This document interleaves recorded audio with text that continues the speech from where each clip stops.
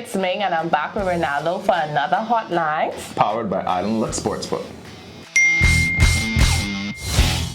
Do Joe Burrows pop quiz. Do Joe Burrow have the offensive firepower to keep up with the Chiefs? We just saw the Bengals do it earlier this month, so we know this offense has that capability. The Chiefs have Tyreek Hill, Travis Kelce, Clyde Edwards-Helaire. But the Bengals, they have the best receiving core in the NFL.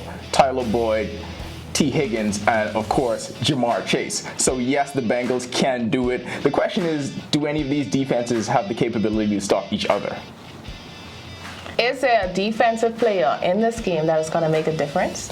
We saw how many sacks the Bengals surrendered last week to the Titans, so I'm looking at that Chiefs defensive line and Chris Jones. If he can have the same kind of impact that Jeffrey Simmons had, then yes, they are going to have Joe Burrow flustered. But also look at the secondary. Last week, Tyrann Mathieu got injured on the first play of the game, and the Chiefs defense just fell apart. Eli Apple, on the other hand, in the Bengals secondary, decided that he's going to become a supervillain. So everyone is going to be looking at that matchup with him and Tyreek Hill.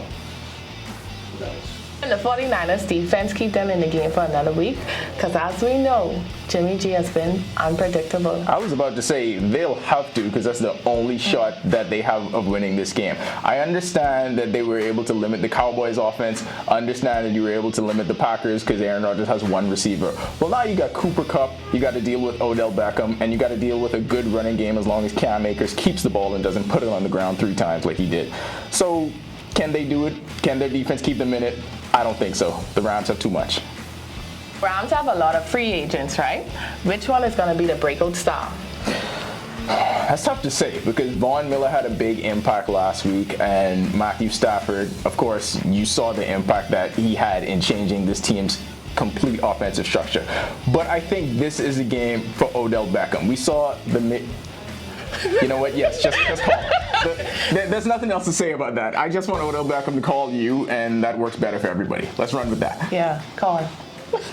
Finally, Ronaldo, what is your hotline picks for the day? Let's go with the AFC Championship game first, and the Chiefs favored by 7. Everyone is still riding that high of how great the divisional round was. I don't think that happens this week.